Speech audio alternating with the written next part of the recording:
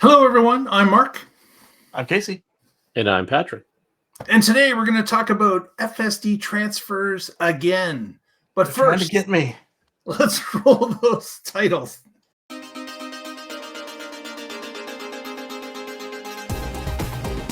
You're watching the Tesla Life Express. Hey, everyone. Thanks so much for joining us today. Got my regulars with me, Casey and Patrick, co-hosts, and talk a little bit about FSD transfers. It was announced for this quarter, the fourth quarter of 2024, that FSD transfers are now enabled again, just like they were last quarter, just like they were 3 other quarters previously. And sequentially, though. Yeah, not sequentially, but this has now happened. This is its 5th time that a quarter has allowed Tesla owners to transfer their FSD to another purchase, another car. And wanted to talk a little bit about what's going on here. Why this was the forbidden fruit not too long ago with Elon, who had said, we're not doing transfers. If we're just not doing it, and let us do it whenever. Right. And it was even to the point, well, if your car was in a crash and it wasn't your fault, we're still not doing it. The insurance company will give you the money for FSD that was on the car. You'll be made whole by the insurance company. We're not moving FSD anywhere else. For a number of years, my insurance company said, not if it's not on that window sticker. There you go. They've since changed policy, but yeah. That's why it's on my window sticker. So why do you think this is going on? Why are we now in the 5th term of this? What do you guys think is going on? Casey, what you're obviously grasping at something. What are you grabbing? We're snatching levers. Demand levers, yes. That's right, baby. They want me to do it. They want me to do it, but the problem with the way they're doing it now is they only do it as a quarterly push, and you can't plan for a quarterly push. And so, even if I had the funds, like I couldn't be like, yeah, let's go get a new Model X now. And it doesn't qualify for Cybertruck, so it's not like, oh yeah, let's go ahead and finally finalize that Cybertruck. I kind of see Tesla's dilemma here. So one time when, I don't remember which event it was, when somebody shouted this out in the crowd, Musk said, we have to make margin somewhere. And with software, you develop it, and then the more copies you can sell, the more money you make, because the software distribution is relatively cheap, and so that's why they don't want to just say transfers are available all the time, because they want to be able to sell this and make money. Because you can't transfer it to a used car, and they take it off even if I don't transfer it, they take it off the car they get on trade. So now they don't have to worry about selling my old car. It's in the driveway with no FSD, and I'm a happy customer.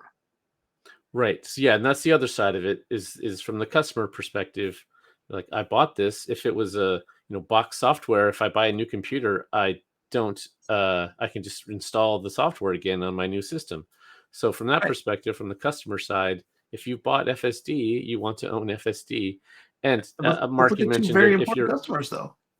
If you had a legacy that's older than mine, like it's got the MCU1, you got your first or second FSD update this summer, ever. And if you're in Europe, you've never had what you paid for. You've had the car now for 6, almost 7 years, or more actually, because we're talking 2016 was as early as you could get it. Right. Yeah, there are certainly people who bought a vehicle in 2016, 17, 18, paid for FSD. And then now they've moved on to another vehicle, and they didn't get anything for that. Maybe they got a little bit of added feature over what Autopilot had, but they certainly didn't get FSD, as the name implies, full self-driving. Or even EAP. Right. Some of them, their steering wheel stopped turning as far as it used to because of regulations. Yeah. So we've talked about this on the show in the past before, and I think the example that Mark gave is a really good one. You're driving, someone T-bones you, your car is totaled, it was in no fault of your own, and your insurance company isn't giving you anything for that, even though it's a significant cost depending on when you bought it, the particular dollar amount, it's not relevant, but they're giving you 0 for it.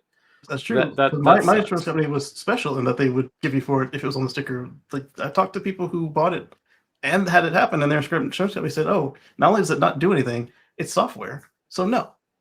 Right.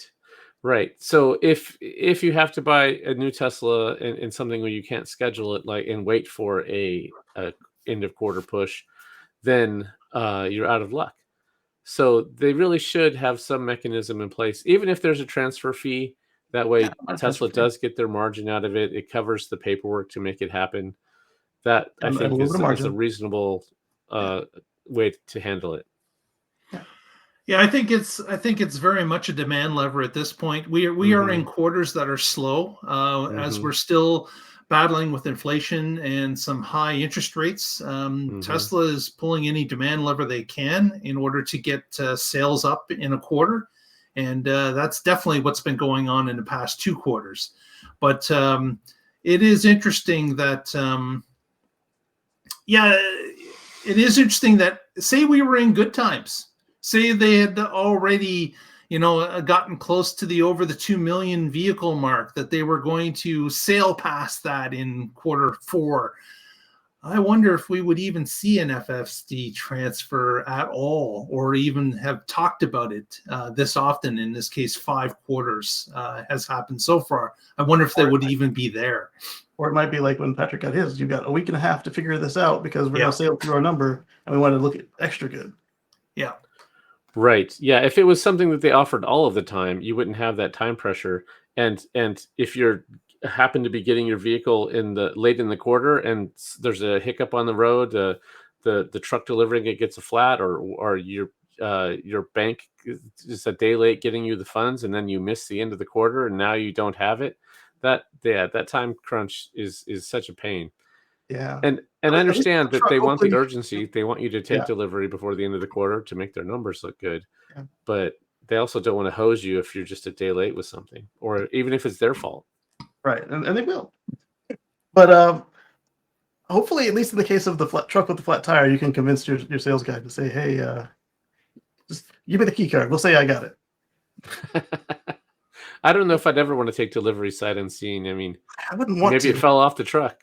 I don't know what happened. I don't know what it looks like. I wouldn't want to, but it might have fallen off the truck and rolled a few times before they got it back on the truck. It happened to my second Civic Hybrid. It did not make it off the boat. Somehow. I would think that if this wasn't as much of a rush project as it was in the first quarter that they introduced it, I think they've gotten better with it. Like it seems that they are now introducing it at the beginning of the quarter, so people have a good 4 weeks to get the ball rolling before they're now up against the time crunch of the quarter ending. So that's certainly an improvement in how they're offering or announcing this. They've also integrated it into the software now too. So if you have the capability of doing this, your car won't let you factory reset it until the period has ended. You can remove it from your account and everything, and it won't let you factory reset it until it's sure that you're not going to snatch its FSD away. Yeah.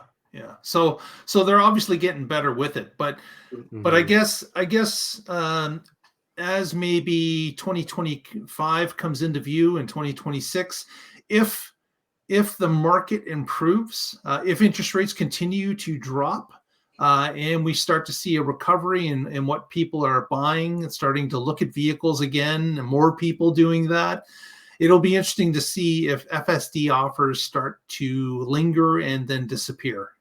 Because I kind of have a feeling that this is more of a demand lever than anything else. Although I'd like to say that Tesla, they should be learning that you've got to be fair to your customers.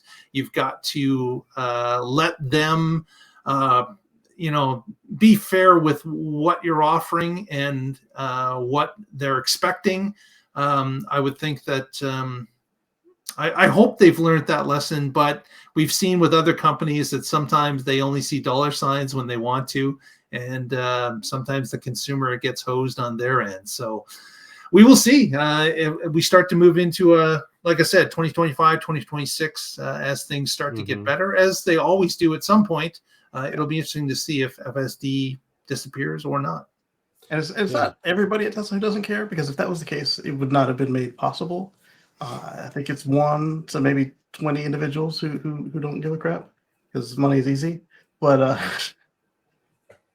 I just hope that that I can catch the next one before it's too late, before they do the last one, or that they come up with some sort of transfer fee and just make it fair. Like, hey, you bought in when it was only going up, and now it's gone up and then went down and then locked in exactly what you paid for it.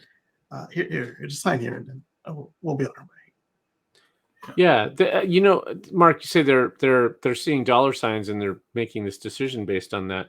But there's another side to that, in that, say you're someone who has a hardware 3 vehicle today, and now let's say it's Q2 next year. They're not offering this because interest rates are down and sales are up, and you're thinking, wow, these hardware 4 vehicles are getting the FSD update sooner and their performance seems to be better. I really think it's time for me to upgrade. But FSD transfer is not a thing. So I'm just going Onto to it. not upgrade. I'm going to keep the vehicle I have because it works. And sure, I'm willing to do with the trade-in. I could get a pretty good deal, but I wouldn't want to also pay for FSD again. Yes, you're right. It could bite them in the butt, couldn't it? Exactly. Because people sit on the sidelines knowing that this has happened 5 times in the past. And if I can just wait it out, maybe a couple quarters, maybe a year, maybe a year and a half, maybe it'll come back. And why wouldn't Tesla want to collect the money of that new vehicle when that customer's ready to move? Right. Plus, while it's out there, I'm driving a car I like. I'm about to rebuy the same car, so I'm not in any rush to get some of the new features. And I could have that money in a money market, or something shorter term than my my investments. Just waiting for them to do it, and I could cash out, throw it down, and let's go. Or they keep not doing it, dragging me along. I'll just keep the money growing. Exactly.